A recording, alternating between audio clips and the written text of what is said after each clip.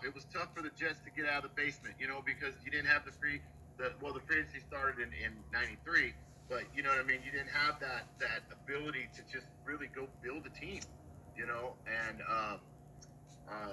the way you do now. So it was great to be a part of that. We never thought that we were the JV team against Green Bay, and we knew that we were a good team. If you looked at the last 2 years, I mean, we put up as many wins as we were 13-3, and then we were like whatever we were that other year. So we weren't going to back down. We weren't going to shy away from any of it. So if you wanted to get physical, we can run the balls well. We're built like an NFC team. Mike's from the Niners. So we were as NFC as you can get at that time. So it was nice to be that team to do it. Yeah, that's a great point. Yeah, Shanahan. Yeah, he's with the Niners. He's what offensive coordinator, right? For Yeah, the Niners. Yeah, yeah. yeah. So that experience, yeah, that helped. Mm-hmm. And the thing too, I'm looking at the Hall of Famers that was in that game. The Packers had Ron Wolf as a Hall of Famer, General Manager, Reggie White, Brett Favre, Leroy Butler. Your team, the Broncos, had a lot of Hall of Fame. Obviously, owner Pat Bowman, Steve Atwater, Terrell Davis, John Elway, Shannon Sharp, and Gary Zimmerman. So that Super Bowl had a lot of Hall of Fame. That obviously in total, you had more Hall of Famers than the Packers did at that Mm-hmm. time because you had like one, two, three, four, five, six Hall of Famers: Steve, Terrell, John, Shannon, and Gary. So one, two, three, one, two, yeah, five. I think that's the exact one correct on that. I mean, Hall of Famers for us, the players that was on that team. Yeah, five Hall of Famers. So Steve Atwater, great safety, what he did, Terrell Davis, Elway, obviously, Shannon Sharp. Since you had five Hall of Famers, the Packers had three Hall of Famers. I'm saying now the Packers were good. They had Dorsey Levens, he was pretty good. The receivers, underrated. Antonio Freeman, he's a game breaker. He played Yep. well in that role. And Robert Brooks and Mark Chamorro. But they didn't know they not Hall of Fame, right? So they pretty good players. But again, you guys had more Hall of Famers than they did, five of them. So it's not really a surprise that you won that game. Obviously, it was physical, like you said. You had a physical mentality. You ran the ball down your throat. They could not stop you, and you was able to win 31-24. So that was just a great game. Again, that was a great turnaround for the AFC, snapping that losing streak. Because that had been since 1983. The Raiders of Los Angeles beat the Redskins. So yeah, and the thing about it, you're right, man. Preseason, I mean, free agency, you had Plan B free agency at that time. But the free agency, like you said, 93, that's where everything exploded. But the thing is that, you had some good teams. The Buffalo Bills, they were great at what they did. They just couldn't get Right. the Cowboys twice. They got blown out, especially Super Bowl 27, got blown out by the Redskins. They should have beaten the Giants. They were supposed to beat them. Yep. And the Giants played physical. They ran the ball they ran the ball very well. They played good enough defense. Belichick had a great masterful game plan against that K-Gun offense led by Jim Kelly. So yeah, that was a big win for your squad. Uh, yeah, Terrell Davis coming to so yeah, 157 yards, scoring three touchdowns, so did his thing. Yeah, the mile high salute. What made Terrell Davis do that all the time? Because he used to do the mile high salute all the time. How did he come up with that concept? Every time he scored a Um, touchdown. it was him and the running. It was the running back group. We had a rookie practice squad, Joe Abdullah. We had Vaughn. We had, and they were just like, hey man, we got to be soldiers out there, and then that's just how it started. And they said, yeah, we got to be soldiers, this and that, and so they just start saying, let's salute, and that's pretty much where it started. And they just ran with it, and the fans ran with it, and it became a thing. Okay, so fast forward to 98, man. 98 goes around.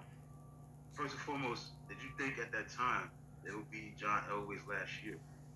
Was there? Did you sense that during that time, that 98 season? Um, well, yeah, when we won the first one, you kind of thought that now John has the one missing link in his career. However, if you know John, you knew that, man, we're not getting out of this Ferrari.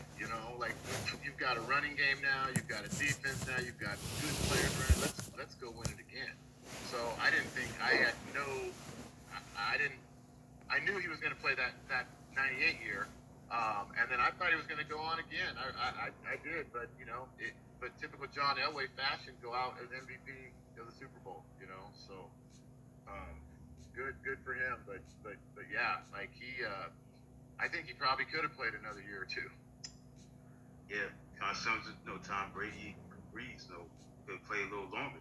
Okay, so that season, you obviously had a great season, best season, nice season, go 14-2. The game I want to talk about is a game that you lost, you get off to 13-0 start. You lose to the Giants and the Dolphins. You lose to the Giants 2016, I think that's the game. Kate ran Yep. through a touchdown pass over Miami Toomer. And Miami Dolphins won on Monday night, 31-21. Was it the pressure getting to you, your squad? Was there like talks of like once you got the 11, 12, 13 wins leading to that Giant game, was it the pressure getting to you, your team, or you just wanted to like get out the way and have like a sense of relief? Okay, we don't have to deal with the undefeated nonsense. We here to win a Super Bowl back to back. It was something special.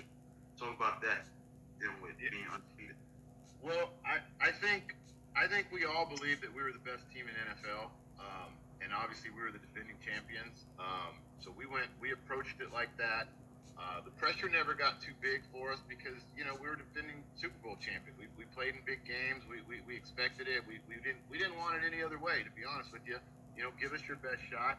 Um, we started to mention. I know that they got me in the media for saying that I wanted to go undefeated, um, and I was just being honest with the fact that hey, listen, I'm not going to be in the Hall of Fame, but if I can be on a team that's in the Hall of Fame because of a task that of an undefeated season and to be remembered like that, I mean, I would love to do that. That's kind of what I said, and then they took it like Glenn wants to go undefeated and all that.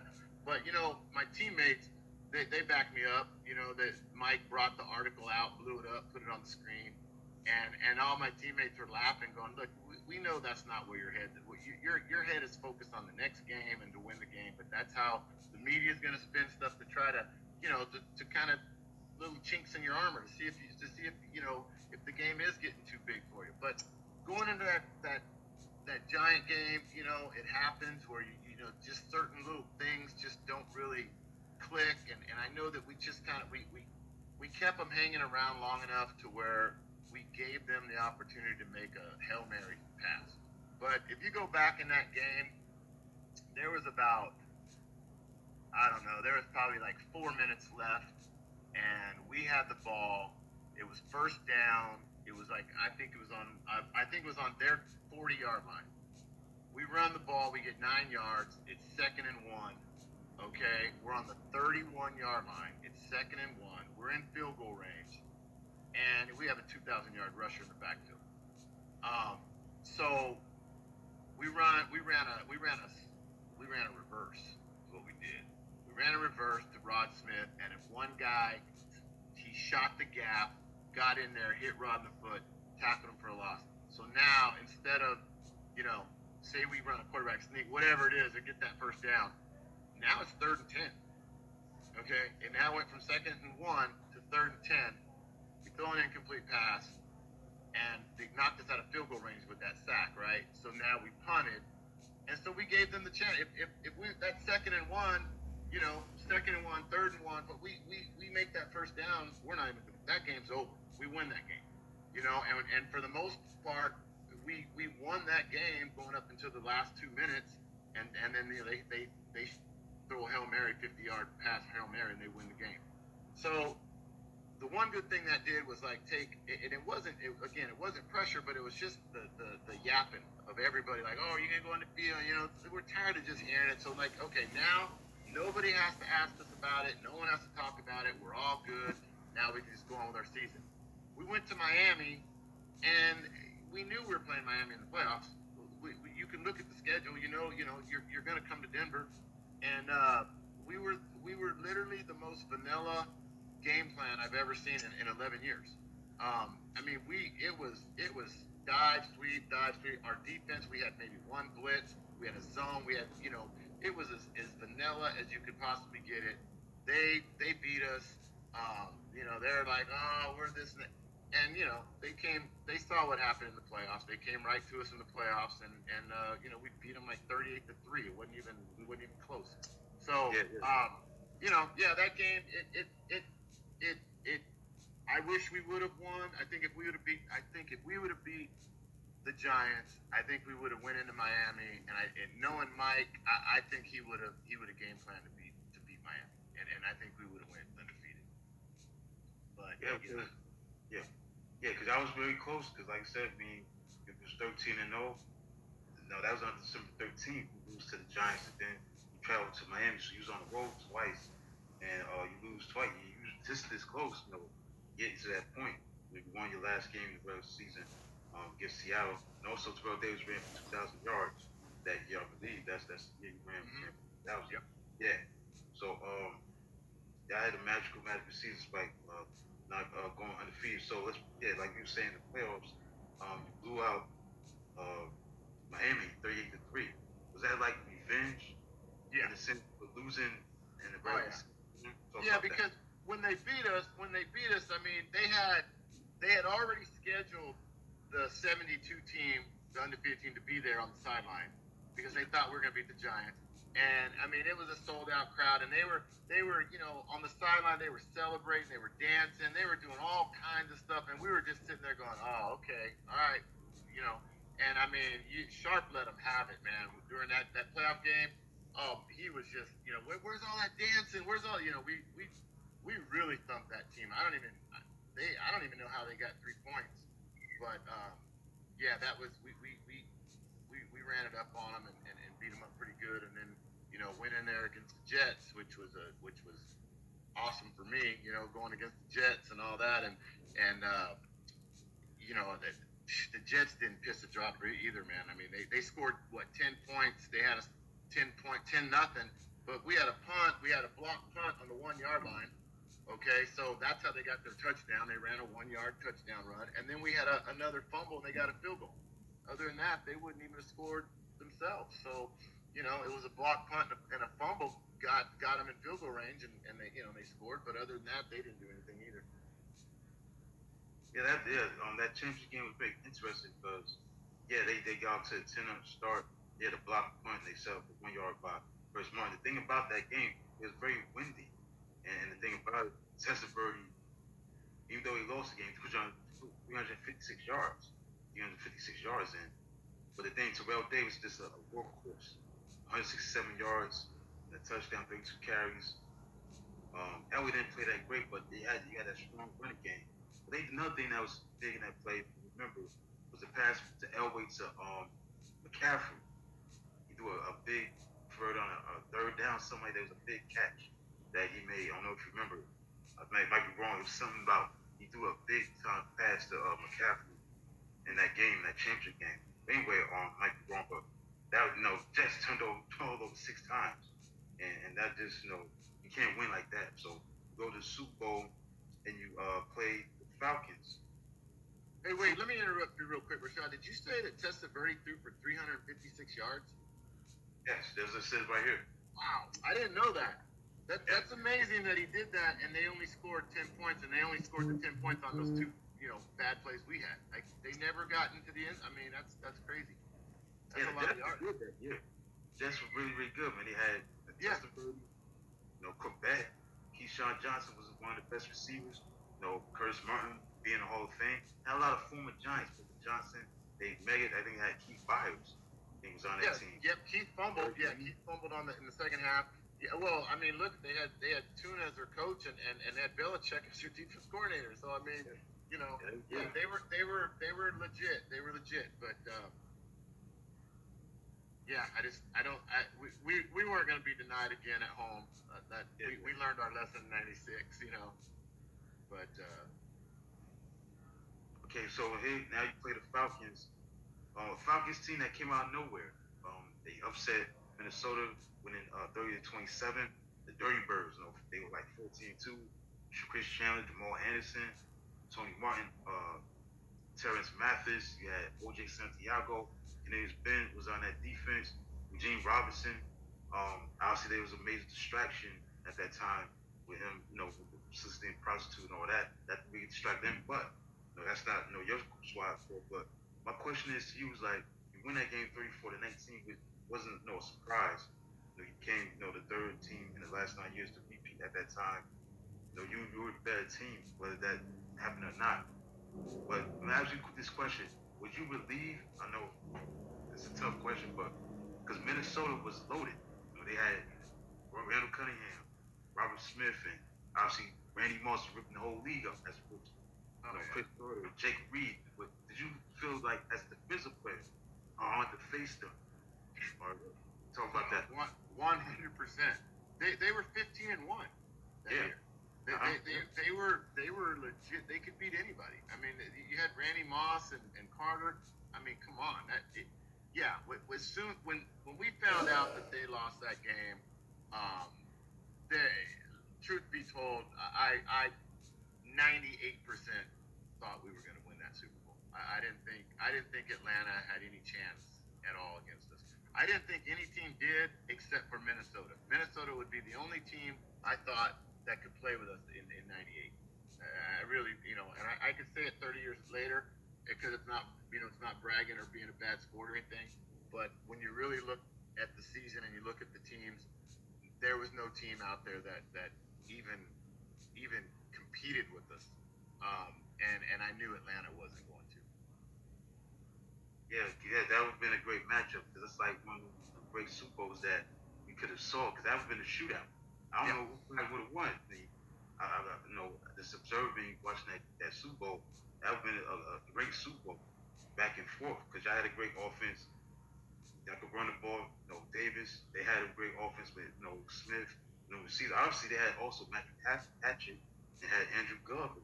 So they had a lot of weapons all over the place that put up a lot of points. And I think they had the a record for the most points scored, I believe, right? I wouldn't be surprised. I wouldn't be surprised. Yeah, yeah, I'm looking at it right here. Yeah, they had it was the league's first post merger 500-point offense since the '83 Washington Redskins. Yeah, they scored a lot of points. They put a lot of points since that '83 Redskins team. So they were very explosive. So you win the second Super Bowl. You started in that Super Bowl. Talk about that for you. You was a starter, correct? Yeah, yeah. So that kind of goes back in the off season. I'm sitting at home in California, and Mike calls me and he says, "Hey, you're gonna move to middle." I was more of an outside linebacker, but we called it a spinner. We had a spinner package, which was like a nickel package, where I'd put my hand down, I'd rush, I'd be back, and there was times in the AFC Championship in Pittsburgh, I was back there with Atwater, and I'd come down into the box, so I was all over the place in the spinner package. And so he called me in the offseason. He said, "Hey, you're moving to Mike. You're going to start for us, and you're also going to be our long snapper." And I hadn't long snapped since junior college. And I said, "Well, I haven't done that in 10 years. I wasn't even good then." He goes, "Well, you better get good now." And so I just remember calling my buddies and like, "Hey, I got good news and bad news. I'm the starting middle linebacker now, which is a new position because I've been the outside, and I'm also the long snapper. So I'm working on it every day, and I went back to in the off season. I spent a lot of time in Denver and watching film, and when you're there was only two changes in our first Super Bowl to our second Super Bowl. It was me at middle linebacker, and it was Terry Swain at tackle on the offensive side. So everyone was the same. So I didn't want to be that guy where like man we kind of fell off. I wanted to be a better defense than the '97 season. So yeah, just it was exciting. It was thrilling. I had that chip on my shoulder because I wanted to be a better defense, and I had more responsibility. And it was just a great year, just a great year for my career, a great year for Denver, and couldn't be happier. Yeah. So that '98 Broncos team, that was the farewell to John Elway. He retires after that. Um, he's the Super Bowl MVP during that time and win 34-19. Um, Simple as that. You did what you had to do to win that game again. It wasn't really a surprise. Y'all just was better than the Falcons. So the thing is that team, according to the NFL Network in 2007, was named the 12th greatest team of all time, and also the 100th season, they were put as the 14th greatest team of all time. It's all about that because I think that when you look at those Broncos teams, to me, very underrated. I mean, look at the Dallas Cowboys. They won back to back in the '90s, one year before. The Patriots did their thing in the 2000s. Obviously got the Steelers and the Dolphins teams and the Packers and stuff like that. Teams that did great things, but your Broncos team's kind of underrated because I did a lot too. '96 you could have won it. You could have won three in a row. You could have won it in '99 if Elway comes back. Do you think those teams that you were on were underrated as VP champions? Definitely. I mean, I think the Broncos organization has always been underrated because of the three losses in the Super Bowl. There's a stigma there that we can't win the big one. It's the same with Minnesota. It's the same with Buffalo. A lot of these organizations, these franchises, they have that little stigma because they've lost and they hadn't had success in the Super Bowl. So winning the Super Bowl is a very big impact in our world of NFL players. Either it's not it's one thing to get there, it's another thing to actually win it. So I definitely think we're underrated. I mean, you look at this interview here, and I think you've even learned a little bit about the Broncos as far as looking back, going, wait a minute, you had more Hall of Famers than Green Bay did. But you go in thinking, well, Green Bay was like, oh, this and they were favored by 11. But when you really get behind under the engine, you'll see that. And I'll tell you, like guys like Tommy Nalen, our center, like this guy, he could be a Hall of Famer. He's as good as any. He was a 12-time Pro Bowler. He probably will go to the Hall of Fame. I mean, he wasn't good. He was great. I mean, we had some really really good players. So underrated, yeah.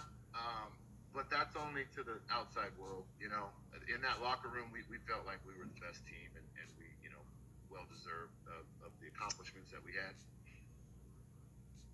Yeah, 2007, the '98 Broncos. They were ranked as the 12th greatest Super Bowl champion according to NFL Network's America's Game with Super Bowl champions, and the 100th anniversary of the NFL. That '98 Broncos team was ranked number 14. All right, so let's fast forward. Obviously, John Elway retires. '99 rolls around, and here comes Brian Greasy, the son of a former quarterback, Bob Greasy. Talk about that. Unfortunately, he broke 6-10. And obviously, what went wrong with that team, during that time. Well, I mean, not only anytime you lose a franchise quarterback and Hall of Fame quarterback, you're gonna suffer. There a few franchises have had it. Green Bay were lucky with Favre and Rodgers. It happens sometimes, but it didn't happen with us. Brian was a good quarterback. He wasn't ready to fill the shoes of John Elway. It wasn't even in his personality to be a team leader. He was kind of a quiet guy. Um, and it wasn't just John. I mean, we had Steve Atwater. He went to the Jets. We lose our quarterback and heart and soul of our defense. We lose him. Trying to think of who else that we lost on that. Oh, Terrell got hurt the first game. No, Mobley got hurt the first game. So I went from middle linebacker to weak side linebacker, and then Al Wilson came in at middle. Well, he was a rookie. So we're starting a rookie, and then our middle linebackers moved over to weak, and John Mobley's out, who's a really good player. Uh, Terrell gets hurt; he's out that year. I mean, we took our lumps with the injury bug, with retirement. Zimmerman's gone, one of the greatest offensive tackles ever.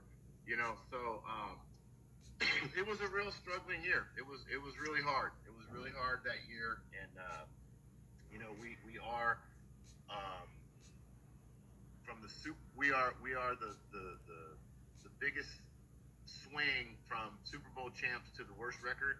We hold that distinction. It's 6-10 from winning a Super Bowl the prior year to going 6-10. That's the worst record, and it might be broken if the Rams continue to lose. So the Rams won last year. They might break that. I hope they do. But it's football. It's always changing. It's always you either get better or you get worse. And unfortunately, we got worse that year. Because let's fast forward to 2000. That was your final year with Denver. 2000, 21st century, new decade. But surprisingly, you have a pretty good season. You go 11-5, finishing the wild card. And the thing about it is that obviously Terrell Davis struggling with injuries. Turning to Mike Anderson, had a great rookie year and offensive rookie of the year the following season. But you go to the playoffs, um, and you face your former teammate Shannon Sharp with the Ravens. Now, yeah, talk about that because that Ravens defense, that was people think that's the greatest defense of all time, maybe top five, top two. You lose unfortunately 21-3, but talk about going against your former teammate, defending him. Obviously, been with him in practice with the Broncos, but talk about him going against him as a Raven. Unfortunately, lose on the road 21-3. Talk about that game.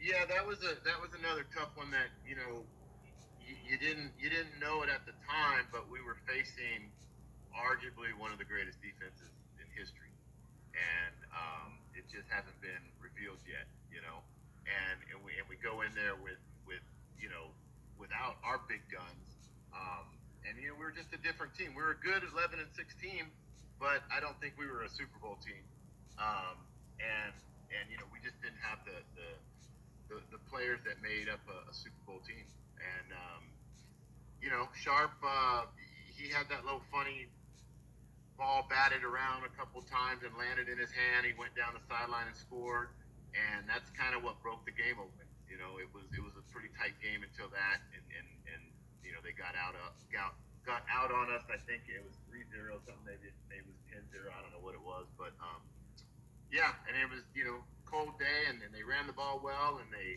did a lot of things well, and they played damn good defense, and they got us. Okay, so that was your final year. Obviously, it's a business. What made Kansas City the right fit? Because obviously that's in the same division as Denver. And talk about playing for Dick Vermeil, who was in the Hall of Fame this past year. Talk about that. Yeah, the I had offers to Raiders and Washington, no Cleveland, and Greg Robinson, who passed last year. Um, he was defense coordinator. He moved over to Kansas City. So to me, it was like, okay, I've been in this defense for 10 years. I know everything about this defense. I'm going to go here. I didn't want to learn a new defense and get. And then I think Ray Crockett, he was over there. Greg was over there. It was Bobby Brister was over there. So we had a couple guys that he took. Um, so it was a no brainer for me to be able to go over there and run that spinner package and do all those things I've been doing with Denver. So it was very weird wearing that red. I will say going back into Denver Stadium, that was a very odd game for me. Um, but at the end of the day, it's a business, and I wanted to further my career, and that was the place that I fit in. And as far as Dick Vermeil, one of the greatest men I've ever experienced in my life. Just a great guy, just genuine, awesome, just a great guy. So very fortunate to be under him. You go 6-10, 2001, 2002. You go 8-8. Play with Tony Gonzalez. Play some big time players. Dante Hall, Priest Holmes, Willie Roaf, Will Shields. Um, Playing with him. Talk about in that offense. Trent Green was doing his thing. Priest Holmes was offensive player of the year in 2002. As a defensive player, talk about going up against that explosive ball because you guys scored at that time, 2002, 29.2 points per game. But obviously, you gave up 24.9 points per game. Just talk about as a defensive player going against that offense with Trent Green, Chris Holmes, and Tony Gonzalez. Yeah, that was a really good offense. I mean, I think Willie Rope might be top two, top three tackles that I've ever played against or with. I mean, he's legit. He's really really good. Will Shields is really really good. One of the best guards ever. So you had that side, and Tony was a good blocker. Tony, he could block as well. So Priest Holmes was feasting. He had a great line, uh, great play calling. I mean, the stars were aligned with that offense. I was shocked that we didn't do more, win more games, and even maybe get to that playoffs and Super Bowl. But that offense was great. We were young on defense, and Greg's defense. It's a gap control defense. It's really Pete Carroll's same defense, and it always takes a couple years to really understand it. And it took us in Denver that 95, 96 season. That game we lost against Jacksonville. That was one of the straws that broke the camel's back to where we realized watching that film, like, look, guys, this defense can be as good as you want it to be. You just got to do your job. You just got to take care of your gap. And I think that was a huge learning experience, and propelled us to having the great years. The back-to-back Super Bowls that we did. And I think Kansas City was just going through that as well. The growing pains of really understanding how to play that defense. And unfortunately, they didn't stick around long enough. Well, I know that I was gone after 2 years, but I think Greg, I think he might have been out of there after that year as well. So they didn't get a chance to really build that defense. But the offense was insane, and great coaches. Okay, final question. Mike Shanahan won 2 Super Bowls, but he's not in the Hall of Fame. You think he should be in the Hall of Fame? You look at Jimmy Johnson, he's in the Hall of Fame. Obviously, you look at I think Tom Flores is in the Hall of Fame. He won a couple of Super Bowls. I think he's in. But George Seifert, he's another one that yes he coached the players that Bill Walsh put together, but he's not in the Hall of Fame. George Seifert, but talk about Mike Shanahan. Why he's not in the Hall of Fame? Because I think he should be considered. Talk about that. I definitely think he will be in the Hall of Fame, and he should be in the Hall of Fame now. I think he's on the list though for this year. I think they're still voting. I think he is on that list, but he should be in there. He'll get there. I mean, it's one thing, not to take anything away from Seifert, but he did inherit a good team.